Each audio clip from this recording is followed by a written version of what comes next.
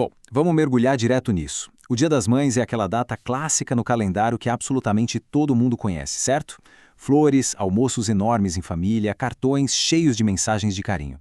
Mas, por trás dessa fachada super familiar e afetuosa que a gente celebra hoje, existe uma história de origem que quase ninguém sabe. Uma história que é radical, cheia de reviravoltas e, francamente, bem chocante.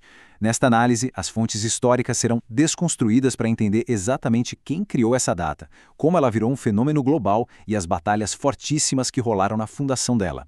Uma coisa é certa, o segundo domingo de maio nunca mais será visto da mesma forma. E a resposta para a grande pergunta dessa história é, ironicamente, sim. A Anna Jarvis, a mulher que lutou com unhas e dentes para criar esse feriado no comecinho do século XX, terminou a vida aos 84 anos num sanatório sem um tostão no bolso. E por quê? Porque ela literalmente gastou toda a fortuna dela tentando boicotar e cancelar a própria data que tinha acabado de inventar.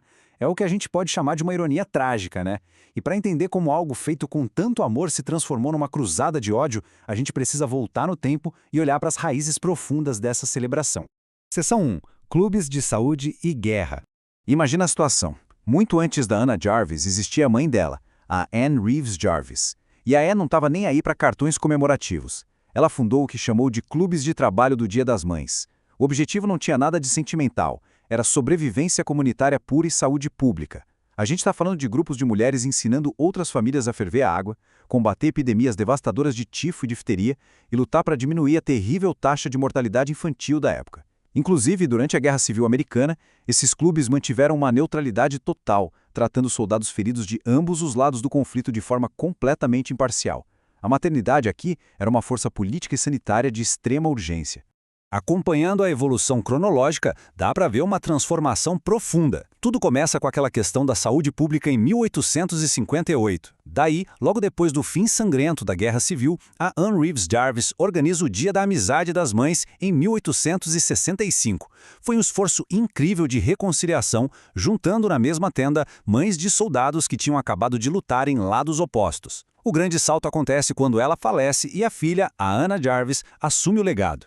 Em 1908, a Anna organiza o primeiro culto formal do Dia das Mães lá na Virgínia Ocidental, puramente para honrar o sacrifício da própria mãe. Depois de anos mandando cartas para todo mundo que tinha poder, o presidente Woodrow Wilson finalmente proclama a data como feriado nacional em 1914. E é exatamente aí que a grande dor de cabeça começa. Seção 2. A luta contra o comércio. De um lado, a gente tem a visão original da Anna Jarvis, que era super íntima e singular. A ideia era simplesmente visitar a mãe ou escrever uma daquelas cartas longas, feitas à mão, entregando um cravinho branco simples. Mas o mercado sentiu o cheiro de uma oportunidade de ouro. Num piscar de olhos, o modelo atual tomou forma. Cartões impressos em massa substituíram as cartas e a indústria floral inflacionou os preços de um jeito absurdo. A Jarvis ficou simplesmente horrorizada ao ver o tributo sentimental dela virar um gigante comercial onde o lucro falava muito mais alto que a afeição. E a fúria dela era um negócio palpável. A Anna Jarvis não poupou ninguém e não economizou nas palavras contra os comerciantes que, na visão dela, estavam destruindo a alma da data. Ela soltava frases do tipo: "O que será feito para afastar charlatões e bandidos com sua ganância? Charlatões, bandidos, piratas", palavras dela. O nível de indignação era tão irreal que ela chegou a ser presa por perturbação da ordem pública enquanto protestava contra a venda de cravos numa convenção. Ela declarou guerra contra floristas, fabricantes de cartões e, pasmem, até contra organizações de caridade que tentavam usar a data para arrecadar dinheiro. Até que chegamos ao ápice da desilusão, no ano de 1943. Nessa época, a Anna Jarvis já estava literalmente circulando uma petição exigindo a revogação e o cancelamento total do Dia das Mães. A grande arquiteta do feriado virou a maior inimiga da própria obra, simplesmente porque a celebração desenfreada do lucro tinha ofuscado completamente o sentimento puro que ela idealizou lá no começo. Seção 3. O feriado pelo mundo. Saindo um pouco dos Estados Unidos, é fascinante notar como a data e o significado mudam bastante ao redor do planeta. No Reino Unido, por exemplo, a tradição é super antiga e está ligada ao Mothering Sunday, um evento religioso onde o costume era voltar para a igreja onde a pessoa foi batizada, dividindo o tradicional bolo simnel. Já no Japão, o foco fica na gratidão expressa com cravos vermelhos. Na Tailândia, a celebração é unida à realeza, rolando no aniversário da rainha, e as flores de jasmim representam a pureza. E no México, a paixão fala alto com serenatas gigantescas de mariachis logo de manhãzinha. É a prova de que a gratidão materna é universal, mas as expressões são lindamente locais. Agora, em lugares como a Bolívia, o negócio é super intenso. O Dia das Mães transcende aquele ambiente puramente doméstico e se mistura com um orgulho nacional feroz. Lá eles celebram no dia 27 de maio para homenagear a bravura das heroínas de Coronilha.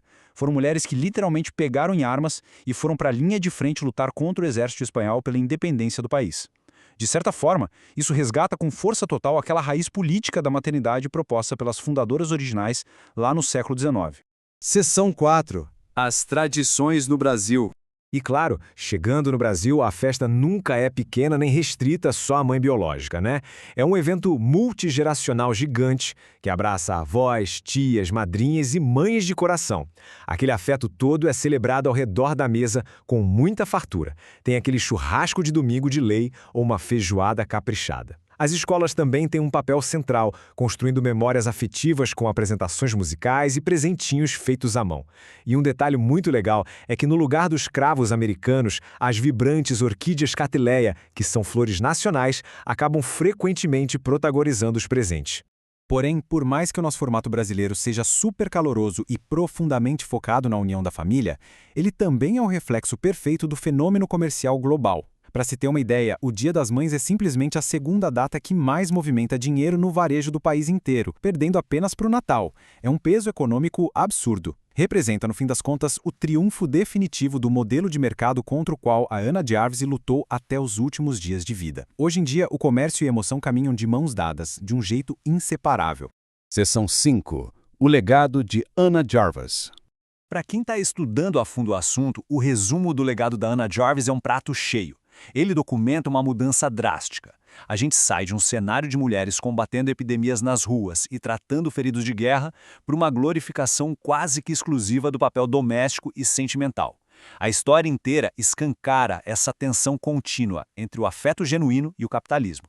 Mas o mais interessante é que o legado segue evoluindo. Hoje, a data vem sendo muito ressignificada para trazer à luz conversas que são essenciais sobre a carga mental. Sabe aquele trabalho de planejamento e gestão da casa que recai invisivelmente sobre as mulheres? E também para garantir que a celebração honre de verdade a diversidade das famílias modernas. Então, depois de conhecer essa verdadeira história, desde a luta pela saúde pública encabeçada pela Anne Reeves Jarvis, até a fúria anticomercial absoluta da Ana Jarvis, uma pergunta essencial fica no ar. Será que comprar um belo cartão e um presente caro é o suficiente? Ou o verdadeiro reconhecimento exige que a carga mental e as responsabilidades sejam de fato divididas estruturalmente no dia a dia? Fica aí a reflexão para a gente continuar esse debate. Até a próxima explicação.